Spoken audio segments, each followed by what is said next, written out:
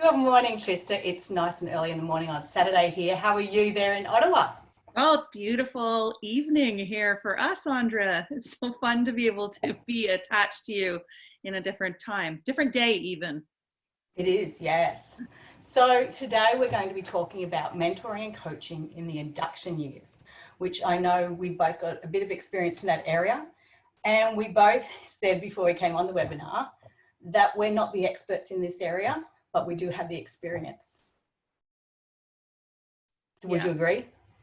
Yeah, I would say that there's a lot of experience in the different districts already, and it's about tapping into the expertise that already exists. And so, I was just thinking about how privileged I feel to be here in this moment, chatting with you and representing this small school board in Western Quebec in Canada. But it goes to show that there's great stuff happening all over.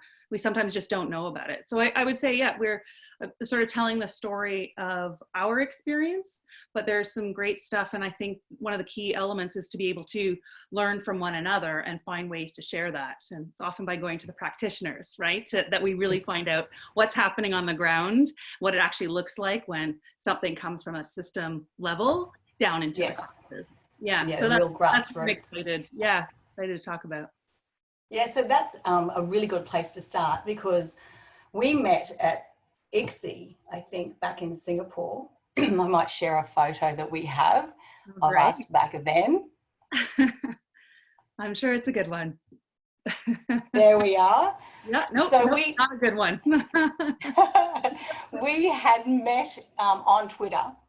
Yeah, we did. Quite a long time. I remember Chris Monroe said, you've got to follow Trista. She's doing some amazing work. It's really good if we connect more coaches together who are working with the teachers. So that was a wonderful time to connect on Twitter. But then when we met in real life, it was like we had so much to talk about.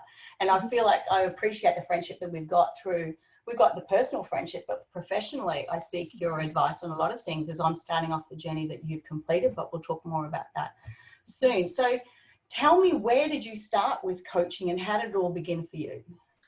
So, I just think we need to take a pause and say, like, how crazy is it that Twitter brought us together? And in fact, working with Growth Coaching International, I learned all about this through Twitter. So looking for places that I could learn a little bit more about coaching in my work. And so here I am now connected to a lot of people all through these virtual spaces. So it's kind of nice to be doing this the virtual moment together now. So my journey began as a typical teacher. My first year teaching, I sought out many different kinds of mentors and realized how valuable having expertise from my colleagues and trying to use that to increase my own teaching and learning. And so mentoring became something very interesting to me, and I became passionate about it and would sort of like to take people under my wing if possible. And then when I moved into a vice principal role, that became my dossier. So I was assigned to take care of the professional learning for all of the new teachers to our school. And so we developed a regular coaching, or it was more mentoring at the time, session. And I just sort of realized how important it is to build community. So relationships and community are really important to me. And this idea of, you're not alone. There are a lot of things going on right now. You're learning, and we're going to only learn to get better together as a community, right? And that we need to capitalize on the expertise in the classes that are right beside you. There's some people doing amazing work that you just don't know about because you don't get into the classes, you teach different subjects. So how do you build that community of learning together? And so that really was the start for me, where I thought we should be doing, this kind of program that's more structured across the school district, not just in schools. And so from there, I volunteered to be on a couple of committees, one that was starting a new induction program in our district, and the other was to start supporting mentors. And I thought it would be kind of a neat idea if we joined those two together, made sense? Yeah.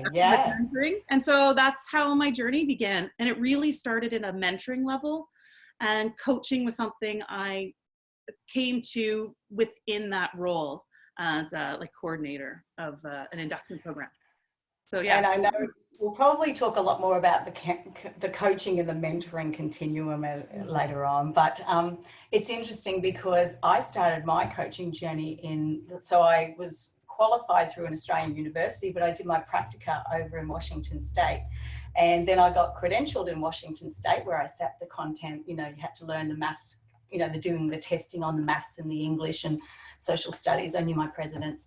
And then I moved to California, and they said that qualification or accreditation doesn't count. You need to start again. And this process takes 2 years.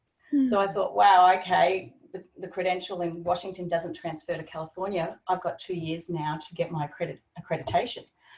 But one of the huge benefits was they gave me a mentor for those 2 years to take me through the whole accreditation process. And the whole time I was with Chris, was my mentor, and I really lucked out with her. She never treated me like she knew the most or she was the expert. She always treated me like we were in a partnership together. She gave me that professionalism that I came straight from university, and she was giving me that straight away. So I never felt a power imbalance. It was always her. And the way in which she worded things always made me feel like she valued what I was saying. So I had that experience there for 2 years, and then I stayed in California for quite a few years. And when I came back to Australia, I'm like, we need to do this, that whole induction time, those 2 years, to have somebody. And Chris was an external coach, mentor. I call her mentor coach because she still, when she talked to me, it was always like we were in equal partnership. There was no power imbalance. So when I came back to Australia, I'm like, we've got to do this here. This is something that for the, that beginning teacher, it's really a difficult time coming from university and to be put into a classroom, and the context is very different probably to your own experience. So I really felt that need to have some support for the early career teachers. So that's sort of where I started with my coaching journey. That's amazing. And I really like what you're saying about this idea of the reciprocal relationship. And yeah. In our case, it's not just early career. So the teacher induction program as it stands now, and I think we'll talk about that a little bit, it's been a journey. It's changed a lot over the years, but it could be people who have expertise, who've been teaching for 20 years, but it's providing that opportunity to have professional dialogue and a structured process and someone to really work in that coaching sphere. Like they might not be a mentor, because you might choose your own mentor. You might be a mentor. You might have been a mentor in your other school districts programs. And so now this is more a chance to do reciprocal learning and to have somebody to go to. Because our district is really a very wide and various geographical area. So you could be coming from an urban core into a very rural area, which is just a different, so it doesn't matter. It's not the teaching necessarily. It could be just understanding the culture of a school and things like that. Sorry, we've got a phone ringing in the background here. You're a busy person. I appreciate your time too, talking to me today. So thank you. Yeah, that's interesting because from that coaching experience, I really, really believed that we should be supporting, and definitely not just early career teachers. So then I put in a proposal to our school saying, could we trial this coaching? I'd been to Harvard and done a week-long course in the art of leadership, and I was listening to people using coaching and mentoring, and I was a little bit concerned about how some people were using it as an evaluative tool. Like I come in and I observe and I give feedback, and I'm like, yes, but there's so many more nuances there. There's so many more things going on that you just don't say that's coaching or mentoring. Just by giving advice is not really a relationship, and it's not the whole purpose. So I came back and I did a lot of reading, and I thought about my experience, and then I wanted to create that environment where a coach can be the conduit between different classes. So I was coaching early career teachers. I was coaching teachers that were new heads of department, or really experienced teachers who wanted to know where the career goals were for them. They wanted to determine whether they should go and do postgraduate study or go into a different field or area in teaching. So when I coached them, it depended on what their goal was. And it was totally opt-in, which I think was such a wonderful experience because it wasn't mandated. So I've heard of some schools that mandated you must have a coach, and this is, ours was totally opt-in. And what happened is I had my own personal goal where I wanted to work with more of the middle school, high school teachers, because I was primary trained. And what happened is it's the word of mouth, right? They go back to their staff room, go back to their department, and they talk about, oh, I tried this new strategy, or I just had a recording of my lesson. Or I'd say to somebody who has a goal, have you ever been to so-and-so's classroom? Because they're doing some amazing stuff with technology and formative assessment. But they don't get that opportunity that I had with going into other people's classrooms. So that was a huge privilege for me to go into people's classrooms. I know. And they were so vulnerable too, you know, having that relationship, you've got to have that for them to come in and be really vulnerable and say, I'm struggling with this. How can I get better at this? Mm-hmm. Yeah. It's so interesting because you've pulled apart some of the key differences between some of our program. You know, we do have, and I know we'll talk about this probably a little later, but that whole mandated and voluntary, you know, what about mentors? Who selects the mentor coaches? You know, what's the process? Who has access to that? Is it just early career? Is it all teachers new to a district? What does that mean? You know, the opt-in might not, yes. You know, like, or yeah, do you select your own mentors? Like all of these are big issues that have really been bubbling up for us. And so, you know, as we think about, and as I talk about what I've learned in my work and my research, it really is important to remember your context matters. Like where you're situated really matters.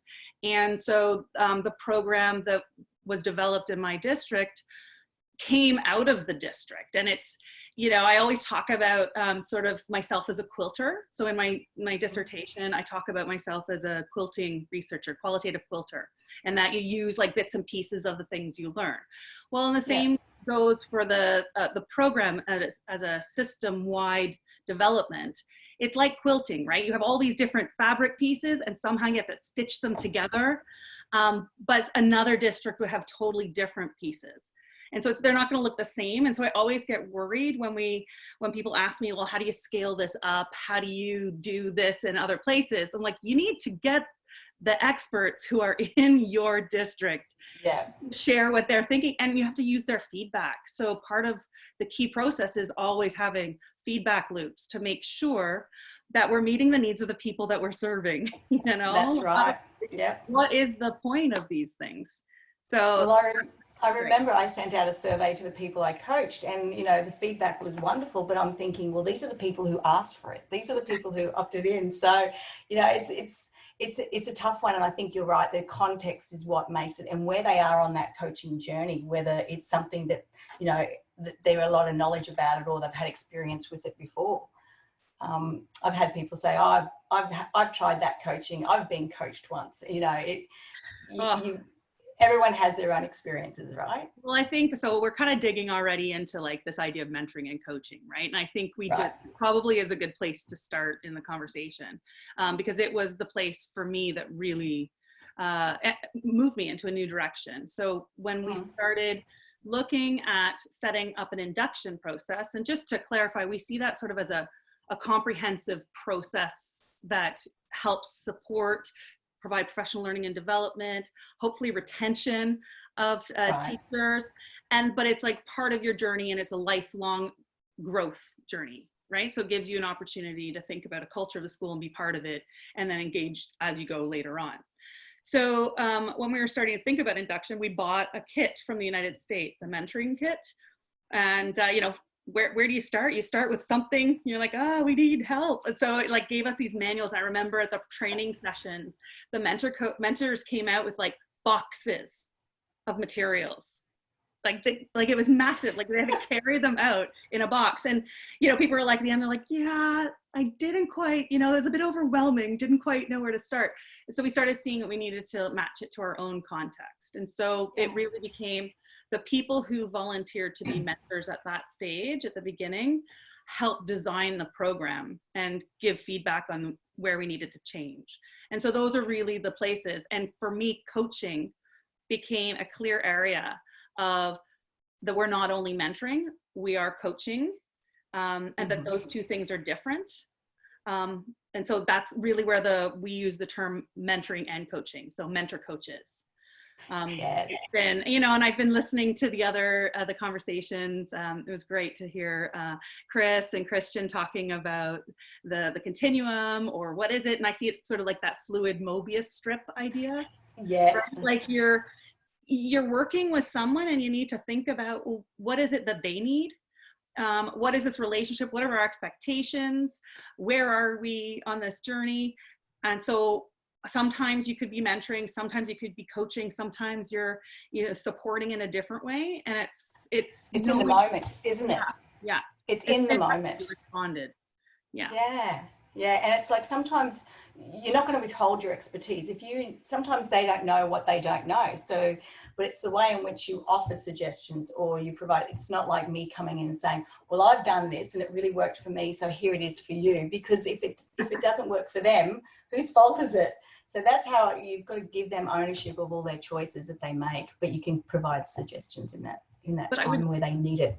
Yeah, and I think that's where things kind of go awry sometimes in mentoring relationships, right? People are, I don't really want how you did it, but we are often, I would speak for myself when I started mentoring.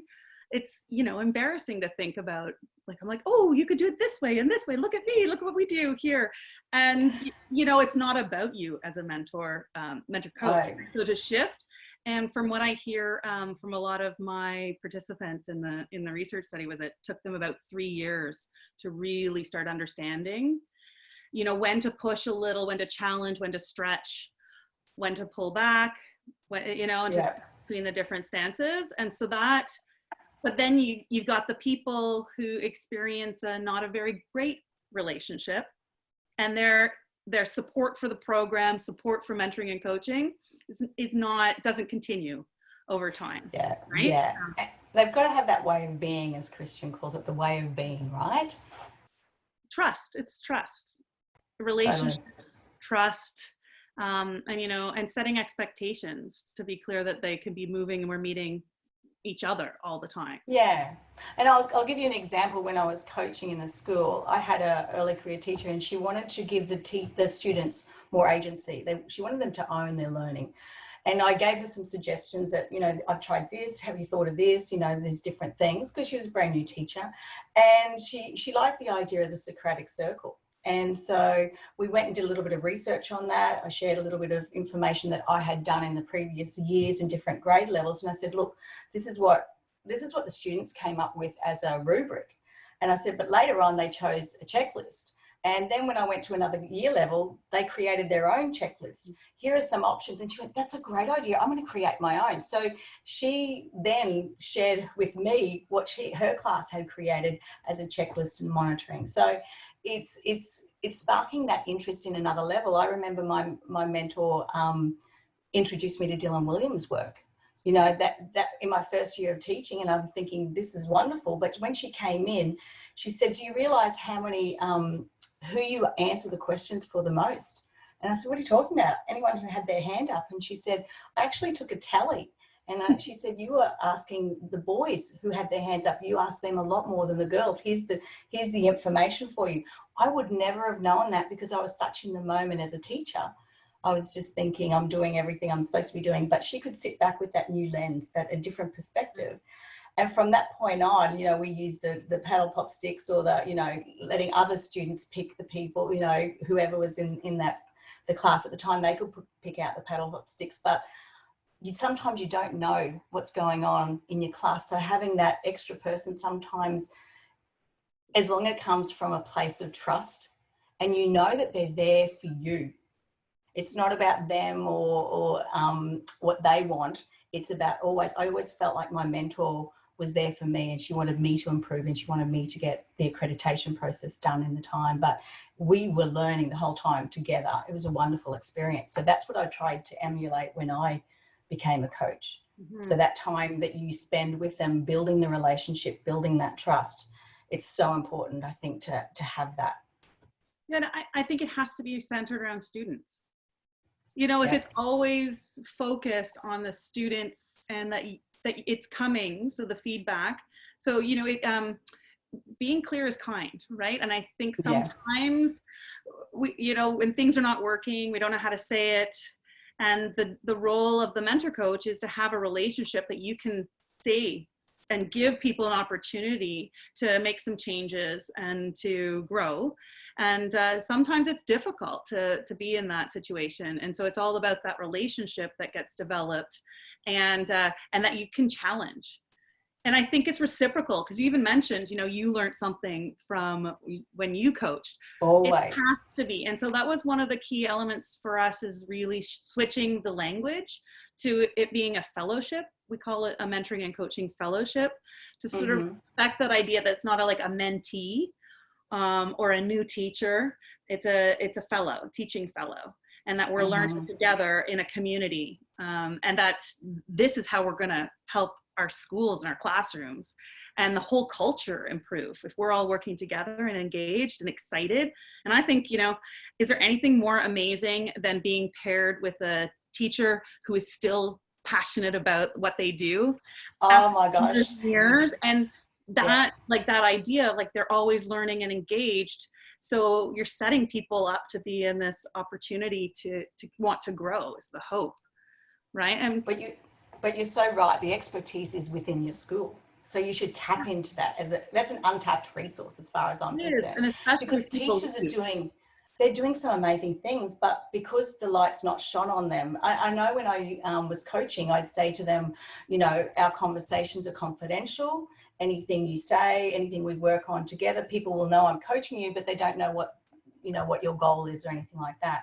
But then I'd always say, when they achieve their goal, would you mind if I shared this with other people? And 100% of the time they said, oh, that'd be great. I'd be thrilled, because I wanted them to know that I valued that they reached their goal, and that I think it's worthwhile to share it, because, you know, a lot of the schools where everyone's really busy, but if to have an opportunity to share what's going on in the classroom is a privilege, I think, from the coach's perspective you get, you know? Yeah, and we need to create cultures where open doors and learning from one another is a comfortable space. You know, so going and seeing classroom teaching. So the evaluation piece is a really important one to keep separate from this mentoring and coaching role, right? And it's something we've struggled with a lot in the district, but it's, you know, you're not going in to evaluate. This is a confidential, supportive relationship to grow, both learning to grow, and that you should be going back and forth inside each other's classrooms to see what's happening, and getting inside other people's classrooms, because you're right, there's amazing things going on. And, you know, I'd have to say, when I started teaching as an English teacher in secondary, it wasn't until I was a vice principal and able to get into classrooms and going, oh my gosh, you know, there's so much great stuff here, and we don't learn from it. And also there's big divides between elementary schools and secondary schools, and we could learn so much. So breaking open the traditional boundaries of schools and having people in a district learn from one another, especially because we have very isolated schools, and they're the only teacher teaching English for the entire school. So you need to set up opportunities for people to learn from one another. Yeah, and I think that's what the Teach Meet movement was really all about, is teachers sharing their practice, right? So we have a lot of Teach Meets where the teachers share what's going on in their classroom, only for either 2 or 7 minutes, but it's that this is what's going on, and if you want to talk more, I'm here and available. So I remember I did the first Coach Meet in Australia, and I was really fortunate to have wonderful people, Chris Munro, Deborah Nedelicki, Rachel Lofthouse, Michael Bungay Stainer. They all said, Jim Knight, they all said yes, they would create a little video of what that was going on in their school for coaching. You know, it's really good to learn what other schools are doing with coaching as well. So while we're talking about coaching within schools and teachers sharing their practice, it's also great for coaches to share their practice as well. Absolutely. And, you know, I think that's my biggest learning experience. When I started engaging in the idea of coaching, you just don't know where to start. There's so much out there, right? Like coach, and what does coaching mean? And, you know, so part of our journey was really, okay, what does it mean for this school district? What does it mean for us? Right? So we came up with a definition for mentor coaching. So it's the two, and there's some other great work happening in Canada Nishimura and Sharp are doing some mentor coaching work. And when you start exploring it, you start seeing, oh, it's happening all these other places. Some schools were getting engaged with instructional coaching. I was learning about growth coaching international, solution focused, cognitive coaching. We had some work with Levy in England. So it's just, there are all sorts of different approaches to coaching. And we kind of look at it as the more we learn, the better. So people come in. And I love that. Yeah. I love that approach, because coaching, I love what's happening in the last few years is it's not one way of coaching. There's not one way. It's whatever works for that person in that context. And what is it that your coachee needs, right? Yeah. So I think that's really important, that we're looking at other areas of coaching and learning from other people the whole time. Absolutely. And I mean, it's sort of like, that's great to see coaching and education is gaining some traction. You know, it's still, yeah, it is. I mean, Canada is interesting because I was invited to be part of like an expert panel for Induction. Right. And I was the only one talking coaching, and I thought that was really interesting. So it's, there are some places that are doing it, but people I've even heard are a bit more resistant to using the term coach because of the lack of definitional clarity. And so I think it's time to be really, you know, there is something called coaching. It does mean something, and you need to have some professional learning to do it better and more effectively. Because I would say I wasn't a great coach at the start, but you know, as I have learned and read, I'm getting better. And it's an opportunity to, I know you're going to ask me about the veteran teachers, right? I really interested in experienced teachers, like what do they get out of it? So I know what new teachers or teaching fellows can experience when it goes well and there's a good match. Yeah. But I think experienced teachers can also gain a lot from coaching, and it's another untapped professional learning and development opportunity. Oh my gosh, I know when I was doing supervision of practicums, so students coming out of university, and I would match some of those early career teachers with some of the really experienced teachers. And the connections they have, I mean, the wisdom and the knowledge and the experience of the teacher who's been in the classroom a lot longer, learnt so much from that early career teacher. I was so inspired. I actually blogged about it, because the technology information, and they were doing all these different things, sketchnoting and everything in the classroom that hadn't been done before, but because they came together, they both shared their experience. And it was just, I think you're right, there's so much that untapped resource within your school. The early career teachers, technology, they're not afraid to take risks. I've noticed with my own children, they will just try it, mum. What's the worst that can happen? And the more experienced teachers have just got so much wisdom and knowledge, and plus the context, right? Because every school's different. So if they've been in the school a bit, longer, they have that knowledge of where they've been before. So I think there's a lot of respect for all teachers, which I'm proud to say this week, I'm finally feeling like some teachers are getting the recognition they need through the whole COVID, because they are working non-stop at the moment. Yeah, and I mean, I just hope, and it'd be interesting to follow up with some of my colleagues, how do you do this? How do you be a mentor coach when you yourself are also like struggling, and maybe it's that partnership that'll help bring us together. But it's always interesting because you can make assumptions around experienced teachers maybe being a little less like technologically savvy. Sometimes it's the complete opposite, right? Oh, totally. So, you get like, you just like to have this connection between the people. I'm just seeing a comment. Hi, Chris, you popped in. So he's looking to see whether or not how the term fellowship emerged. It really, for us, fellowship was around, there was a lack of a term. Like we couldn't think of a term. And it wanted to represent this relationship that was developed between the mentor coach and the person. And we were using initially the term new teacher, which really rankled a few people when you're 20 years of experience and your mentor coach has, 7. And so they were new to the district. That's when you're saying new. They're not new teachers, but they're new to the district. Correct. So that's your part of your induction process. Correct? So every single person who comes in to the district is part of this teacher induction program, and they are assigned mentor coach. And the mentor coach is selected by the administrators. So we can probably get into that a little bit after, but so the idea of the fellowship, I think, really spoke to, and I was thinking about in medical terms, you know, you do your fellowships, and there are a lot of like, are you in probation, and lots of other terms that we were playing around, but we really like this idea of fellowship, and so we call them teaching fellows to represent the partnership. And that idea of fellowship days, so teachers are released to be able to work together, to sometimes, if you have a specific goal that you're working on, go into another school, another classroom to go see how other teachers are using or are working in that space. And so you can learn together, you can do that together. So I've been a mentor coach to many teaching fellows, and some of the best stuff was going into the classrooms with them to help debrief what was going on in terms of their own goals. So yeah, look, we've got a question about mentoring and coaching. And Ali from Jim, right? So, do you want to tackle this one, or are you happy for me to start and you can go on? Because I know. Go ahead. So the way I look at mentoring and coaching is mentoring, you have some expertise that you might need to draw on in the conversation, and coach that both partnerships approaches, and it's the language in which you use and how your suggestions are offered. I think that's the big difference. You draw on your expertise when needed. What about you? What are you thinking?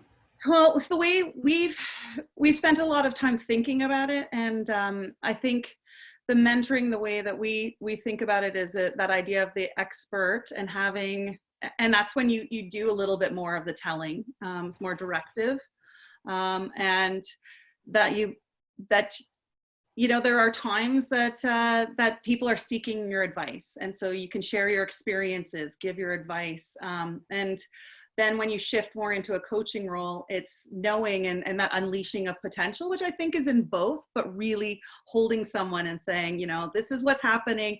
I'm holding the mirror up to show you what you do, and you know the answers, but here I am to help you. Like if you want to look at something in particular, if it's around feedback, student feedback, and they're saying like, I don't have any suggestions, I don't know what to do. And you say, here, I'll give you a few suggestions. Which one do you want to try? That's more moving into the coaching stance. But sometimes mentoring plays a role too.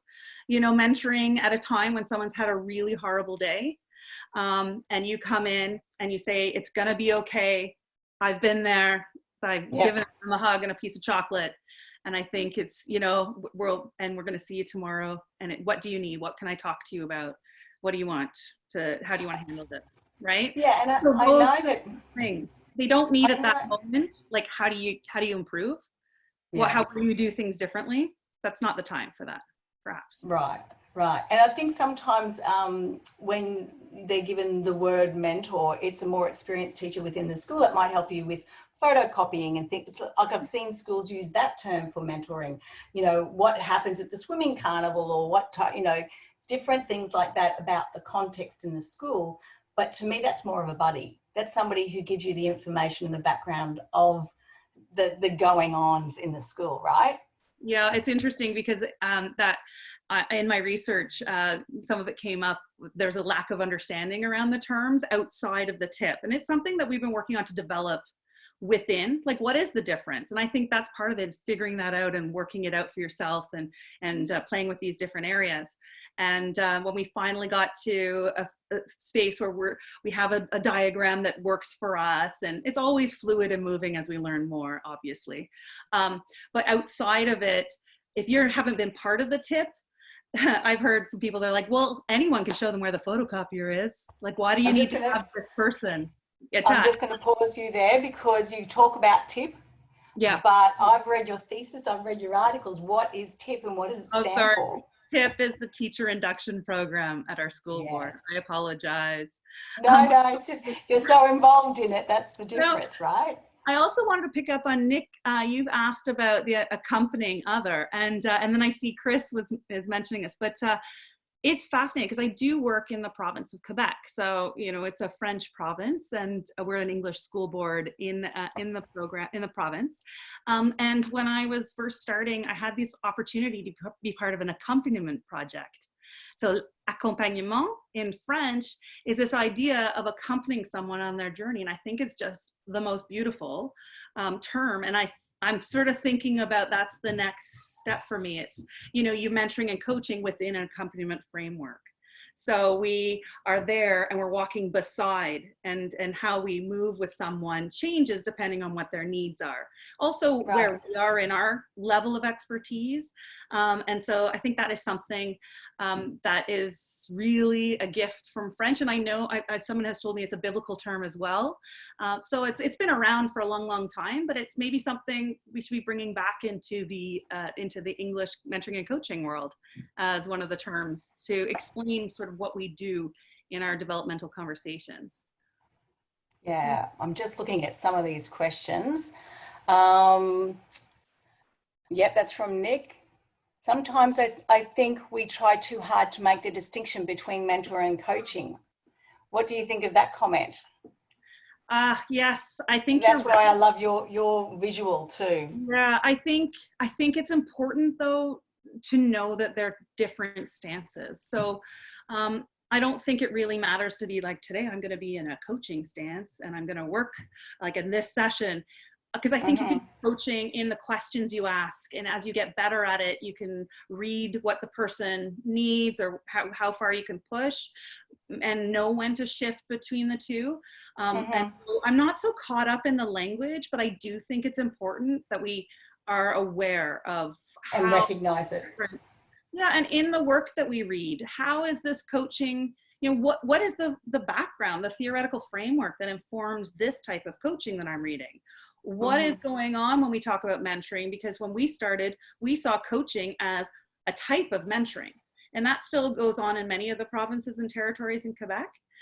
Just an interesting aside, a friend of mine, a longtime mentor coach in our school district, we had an opportunity to go and do some mentoring and coaching workshops up in the north of Quebec in an Inuit community with master teachers who are, it was translated into Inuktitut, and we were working with them, and they said, we've been coaching all the time. So again, we have this very that was like a nice reminder that there's a very Western perspective when we talk about these terms, and just to acknowledge where people are, the expertise that already exists, and maybe it's not about getting caught up in the different language, but it's about how we respond to people and how we work with people and how we focus on growth, and in education, how do we focus on students? So yeah, and it's that partnership, right? Partnership based on trust, and where you value what they bring to the table. And you've got to recognize that, I think, too. And it's respect, right? I'm here talking on behalf of this really small school district. There are only 25 schools in our school district, but we're the size of Ireland, or we say twice the size of Nova Scotia. So geographically really far apart. The expertise that I have been gifted with in that school district, the quality of teaching, what's happening, how students feel about being in school and what they're learning, it's so inspiring. And I think that that's what we need to be capturing, and keeping that idea that we could always be learning, always moving and growing. But there are certain ways that can help that and support it. And for me, it really is, it's in a structured process. And I see Rania. Hi, Rania. Nice to see you here. It's always usually face-to-face, the coaching. So just to give a little bit of a background, the question is, is this mentoring and coaching face-to-face or virtual? The ideal situation in our school board, decided by the people within our school district, is that it would be a mentor coach is someone who is teaching preferably in the same school, preferably in the same cycle, preferably in the same subject, if that's appropriate, the secondary, for example. So you have like a really good connection, but that's not always the case. I've been a distance mentor coach, and so we do things virtually, or we meet up in a coffee shop. I go into their schools. There's release time, but it's all about really, the principals have to be able to be supporting it as well. Are the coaches coaching virtually now, Jennifer? Jenny Donahoo's there. Yeah, that's what I think we need to find out. If there's somebody on the line from Western Quebec, it'd be interesting to see whether or not that's ongoing. I would like to argue that your relationships don't end. That's So, right. you know, like I'm still in touch with many of my teaching fellows, and I'm learning just as much from them. And we reach out and we have a long, like a relationship that has expanded past that 1 year that we've enjoyed. And I, you know, that's the key element. Totally. And I know I had such a wonderful experience myself in my early years, early career, and then brought that into a school. After I left the school, I'm still getting, would you like to go for coffee? Because it's that coaching. You never stop coaching, right? It's just your way of being now. And you ask the questions that get them to where they want to go. So I feel that it's not one of those things that just stops because you've either left the school or left the district. It's, you've built that relationship and they're still messaging you and asking you, you know, would you like to go for lunch, or can we have a conversation? Because I think once you've got that trust, you know, it's there. And if I, you know, I haven't heard from somebody for a year, and then all of a sudden I just need to talk to you, you know, do you have time? Those, you know, and if you make yourself available, it's priceless, I think. Yeah, that's what I really heard from the experienced mentor coaches when I asked them, you know, what do they get out of this? I think the relationship piece is one of the primary benefits. You know, it's also creating this culture in your school that you can, you know, be of support, you can be of service, you get a really positive experience, you learn yourself. But I think we would be remiss, I'm not sure what the time is, so we have 20 minutes, but yeah. If we didn't also acknowledge that sometimes it doesn't go well. And I think that I always, you know, I'm looking at a district, so it's a mandated program. When you come to the district, you're partnered with someone that your administrator has selected, and sometimes the relationship doesn't work. And for the teaching fellow, that can be really devastating. You know, one of the comments that stood out the most I put into my thesis was, you know, that my mentor coach made my first year so much harder.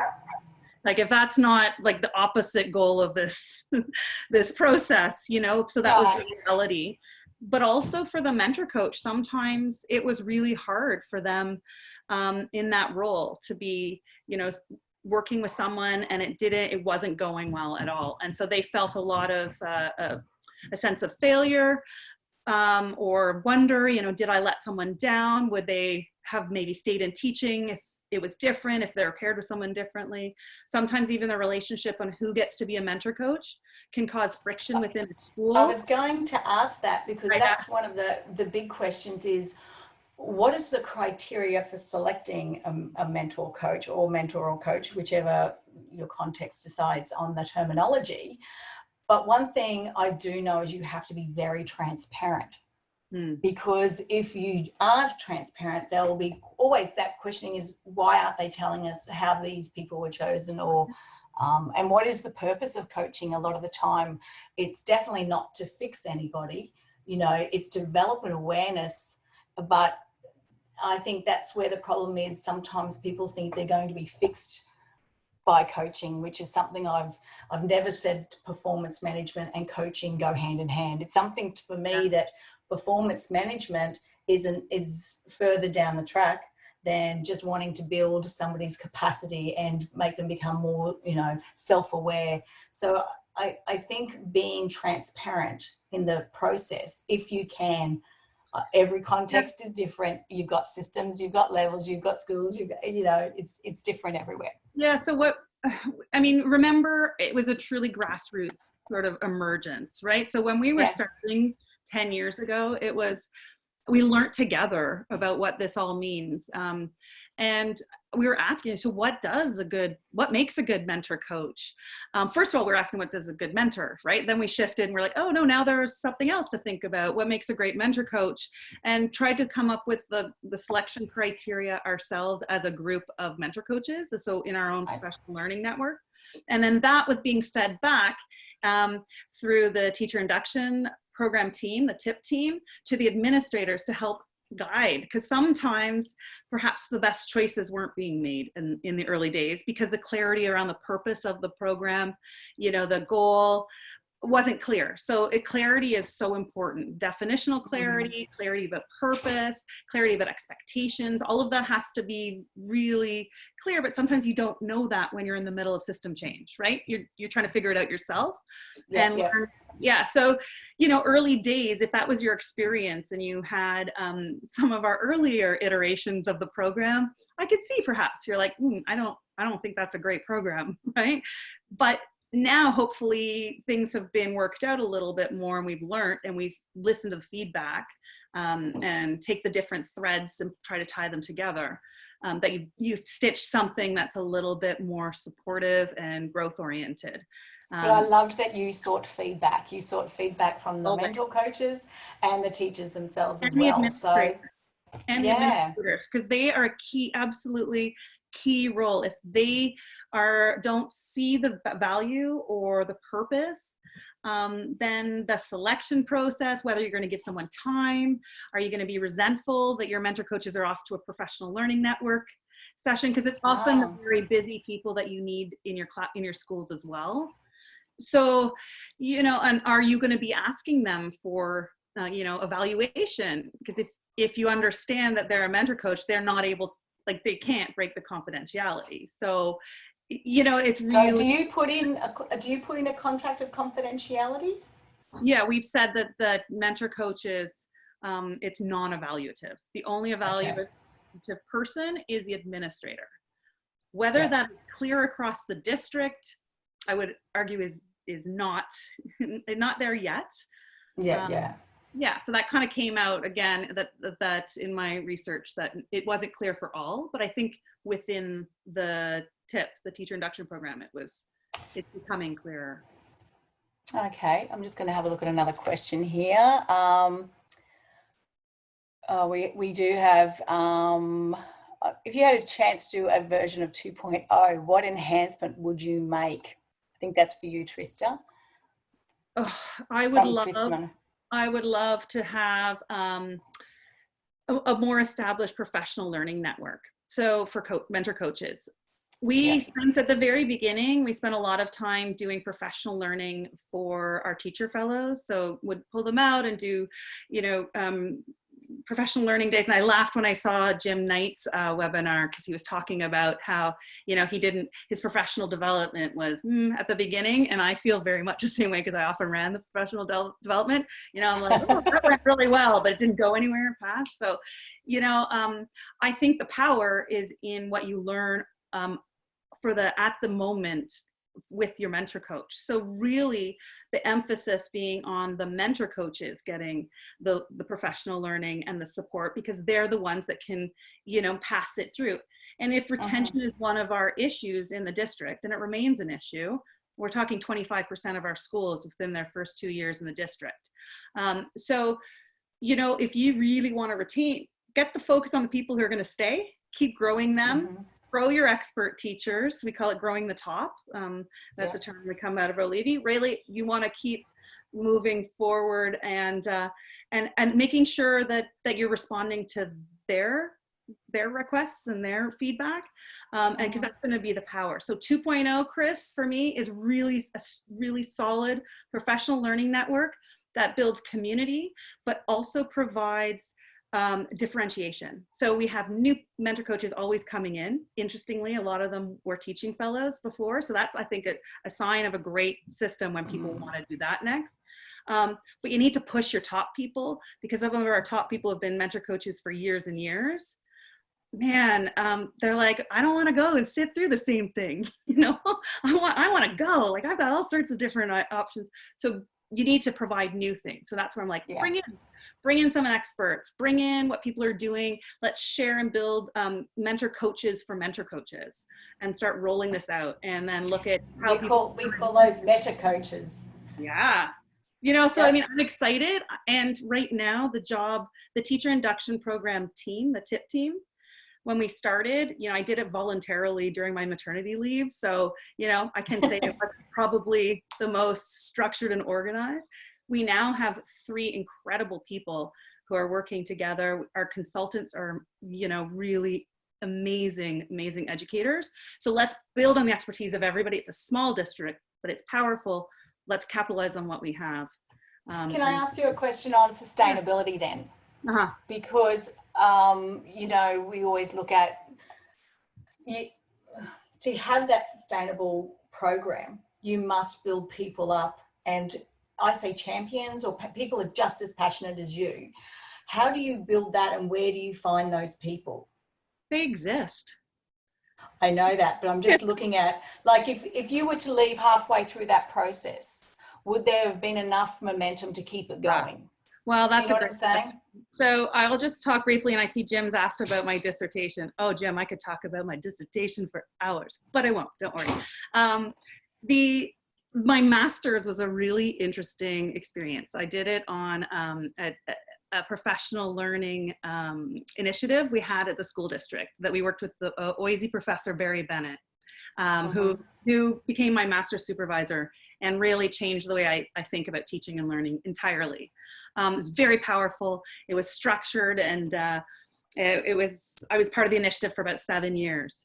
And then I did my dissertation. I remember the very last phrase was like, I think we've made it from initiation to implementation to sustainability. And that year, the funding dried up and it was gone.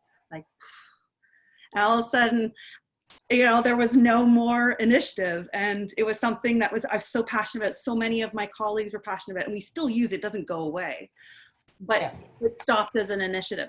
So I had some really great learning from that, in that you need the power of the grassroots. Yes. You really need your teachers involved. And if they're not in, then it's probably not a good initiative, right? Like, let's find out what they want, what they need, and let's provide and provide them opportunities for leadership. That whole idea of middle leadership is so important. And then, but you also need champions, the champions who have, you know, the mouth and access to the funding. And so we were so lucky because our director of education championed this project, had complete trust in us to develop it in a certain way, great vision, and also fought for the budget. You know, it's a huge element. It takes up almost all of our professional learning budget. So, you know, there is going to be still some rub where people are like, is it worth it? Could we be doing other things? And I think that's a question we always need to be thinking about. You know, how are we growing? Are we moving? Is it changing? Is it meeting the needs? And, you know, is it valued? And if it isn't, then we need to ask why not and figure out how to change it. Right? Exactly. Yeah. And it's always, you're always learning, always checking in with other people, finding out, getting feedback. I know Jim's asked more about your dissertation. Jim, this is how large it is. It's quite a nice light read, isn't it, Trista? I've spent a lot of time with Trista's dissertation. It's so what I did was I went with a sort of by publication, and I really tried to think about how is the work we're doing going to be useful to my district. So when I identify as a pracademic, I see myself straddling the world of practice and also the world of scholarship. But that really, really influenced how I think about writing and examining my research for my dissertation, because it wasn't only important that I produce something and get some letters after my name. That was an awesome bonus. However, it was more important that I actually learn something and can bring it back to the district and make changes that are going to impact and improve the program. So, you know, like I'm really, that was the driving force. And I guess the question is always, you know, is this valuable? Is this of use? And who needs to know it? So part of my process was co-writing with some of my colleagues, especially around some of the more controversial areas in the teacher induction program, like teacher evaluation. So when we could sit down and have those really important conversations and look at the research, we might have been able to shift things a little bit. Can you just tell, what are the 3 things that the TIP program was focused on? Yeah, so there's professional learning and development. So I wrote a chapter on professional learning networks, really focused around what happens for mentor coaches around professional learning and development. Then there's the mentor coach fellowship. So that's the really important pillar and the one that I really like to focus on, because that's where I see the power of the program. And like the participants said, you know, that's the best part. My mentor coach is the best part. So, you know, like we really need to like highlight that that's the pillar. And then on the third side is the teacher evaluation pillar. It's a very high stakes evaluation process in our school district. And so it involves observations. Used to be a growth portfolio that was not well received, and so shifted to a reflective record. But some of the dynamics that are merged are around how the evaluation component overshadows all the others. You know, people are even saying, you know, am I just coaching to get someone through the evaluation? So that's a problem. They need to be separated, and it's something we're still working out. But when I talk about quilting fabric, these are the pieces that we have to deal with. And so, yeah, that's kind of the idea of the different pillars that come together. Yeah, and I was thinking there, we talked about the way I see your second pillar, the fellowship, is about improving. They're focusing on the improving, whereas the evaluation is proving, correct? Yeah. But you've got to have that improving phase first before you can go ahead and improve yourself. Yeah, and I think it needs to, again, be a grassroots development. So we've really tried to develop our own observation tools from the people within using our mentor coaches. We have self-evaluation competencies for mentor coaches, so they can evaluate, but they develop their own. What does a good mentor coach look like? What are the different competencies? Vic, I see that you, or sorry, Nick, I see that you're talking about coaching for coaches. Absolutely, we have the TIP team. It has a reflection piece, and so we do a reflective practice. Yeah, and you coach, you reflect to the TIP process. We have coaches that come in, but I think that would be something in 2.0.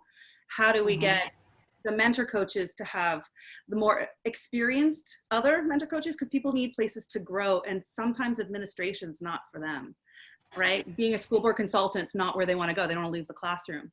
So where you need space for people to keep growing, to keep being challenged, to keep moving forward. How are we doing, so Andrea? We've only got a few more minutes, but I was just going to talk about that observation, because so I was explaining, we had a talk brief earlier. I had two people observe me around the Socratic Circle, and one person came in and said, I didn't see any teaching. The students were doing all the work. You just sort of sat to the back. You weren't even at the front. And it was quite interesting, the feedback I got from that. The next person who came in and said, how did you get the students to ask those great questions? How did you get them not to speak over each other? How did you get them to run it all themselves? So it depends on what the purpose is of coming in to do an observation. Is what are you wanting other people to observe of your own teaching, and what's learning is going on in the classroom? I think that's the important part, is focus on the learning that the students are doing. But before you have somebody come in, I think it's really important to say, not just come in and tell me what you think. I think that's one of the big things I learned. It was more like, this is what I want you to focus on. Can you give me feedback in this area? So I'm taking ownership of my own teaching. Yeah. How did you find your observations? Oh, our observations is a bit of a bugaboo. You know, I don't think there's, like, observations aren't bad. I think it's important that we have critical feedback, and that we are observed, and we do have performance standards, and that we know how we want to get better and how to get better. So to me, that's really important, is how we use these tools. I think at the beginning, we did not do a great job in our observations and our feedback process. It was stressful. We would tell people like a list of things to think about. And I think we've learned as a system, as a learning organization, how to do observations better. There's still some concerns, but I think when you have a mentor coach working with a teaching fellow, and they're coming back and forth together, they work well.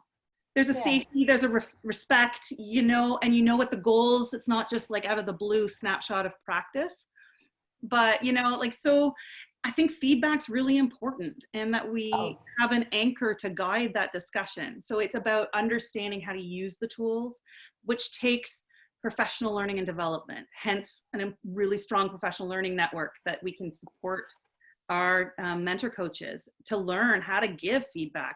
What have we learned? You know, we use Donahue's work and Jennifer Abrams' work, and we look at observations and how we can do it better. And we're still learning and growing, and that's it. Like, let's figure out what's going really well across the globe in all these little pockets, and let's try to find ways to share it. That's ultimately the goal. Well, our time is coming to an end, Trista, but I want to thank you for your generosity, No. not just as a friend, but as a professional who I can check in on. I'm at the starting of my journey. You've completed your journey, but I love our conversations that we have quite often, not as probably as formal as this, but you're making coffee and I'm doing whatever, but I really appreciate you spending time with us. And you got a lot of articles out there if anybody wants to know more about your work, and you've got your dissertation. I'm also really available. I'm available on Twitter. Like, send me a note. I love to talk about it. You can tell I'm very passionate about this work and about the expertise. Just a little bit. And I want people at the beginning of their journey to feel that passion, you know, all the way through. So how can we connect? Just send me a tweet, a direct message, email. Yep. My thesis Follow you on Twitter. Yes. Yes. And so thank you so much. And the generosity of all the people we've had previously. We've had Christian and Jim and Chris Munro. We've had Rose and Rachel last week. Amazing. Next week we've got George Gilchrist coming along talking about practitioner inquiry, and we've got some amazing people following up. We have got Elma Harris, Lynn Sharrett, Paul Browning, Margaret Barr. We have got so many amazing people lined up for you. And I've just got to say thank you, because without them giving their time, because this is all voluntary, they're just doing it because they want to give back to the community, and so do we. So thanks so much, Trista. Thanks for organizing. We'll see you next week. Amazing. Pleasure. Bye. Bye.